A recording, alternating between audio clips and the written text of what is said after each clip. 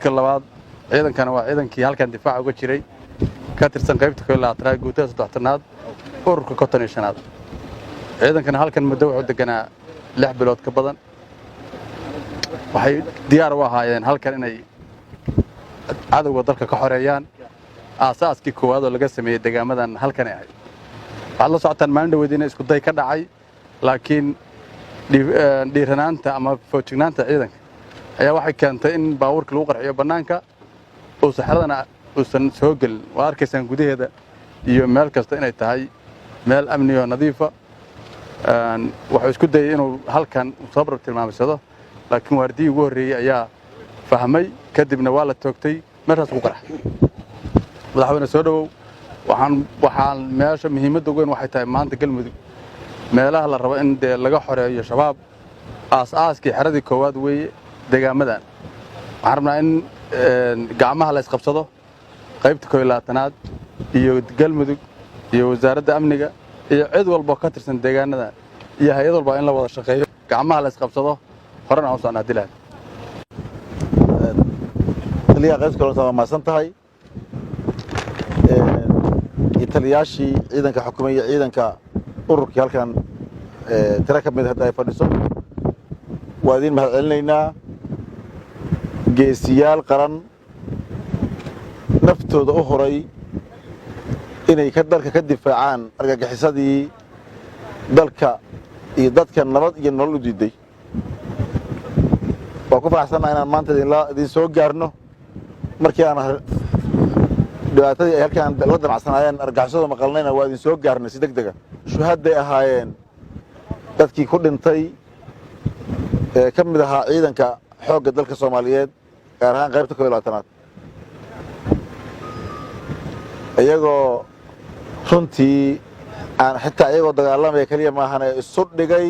argagixisada inaysan qasaare ka badan iyaga naftooda aysan geysan shuhada qiimo badan go'aan adag meeshii ay ku dhima lahaayeen meeshii ugu habboonada ku dhintay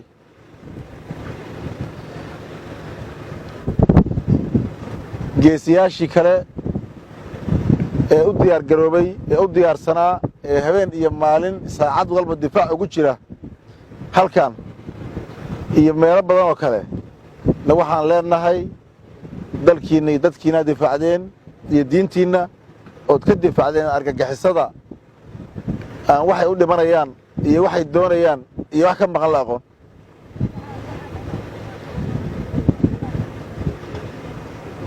waxaan rabnaa ilaahay idankii hadda ka bacdi xaradeeda imaamayaane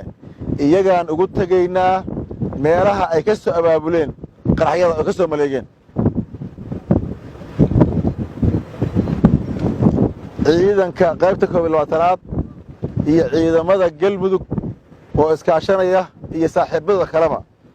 waan u dhaqaaqaynaa waana ka qabanaynaa dalka dib dambana kuma sii hay doonaan argagixisada jahwareersan ee horyadabadiidka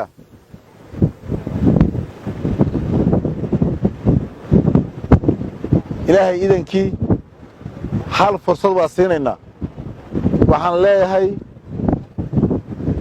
galmudug iyo guud ahaan Soomaaliya intay ka jirtaan gaar ahaan intay galmudug ka joogaan waqti idinkuguma harin aad sii joogtaan kuwii wax qalday iyo kuwa la soo qaldayba saa darteed kuwa la soo qalday waxaan siinaynaa waqti bil inay isku soo dhiibaan ka soo qaataan ka soo baxaan kuwii qalday ay intaas uga soo baxaan bil baan siinaynaa bilka bacdina ilaahay waxaan ka rajaynaynaa inaan ka cirib tirno goobaha ay dadkeena ku dulaysanayaan waxaan idin cadaynaynaa idinkuguma imaan doonaan xeriyihiina mar dambe kuwa la soo qalday ee la soo lumiyay waxay u dhimanayaan aan aqoon ee sidaan hore u sheegnay meeshay joogaan baan ugu tegaynaa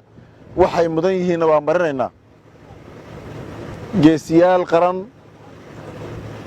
lagu yaqaanay sidii dalkan lagu soo difaacay waxa gobonnimada iyo sharafta dalkan lagu soo dhiciyey ama lagu soo meelmariyey waxay ahayd geesiyaal sidii noo kala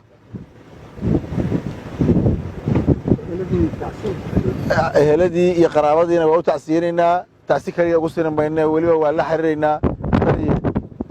mujaahidiintii halkaa ku dhintay iyo kuwii ku dhaacmay noo soo gudbi magacyadoodii iyo xaaladdoodii noo soo gudbi haddii la yidhaahdo adinkana waa la amaal marinayaa waa la xiriiraynaa meel kastoo ku habboon amaalmarintiinna waana la amaal marinayaa darajo iyo xurmo kaleba waa mahadsan tihiin guulaysta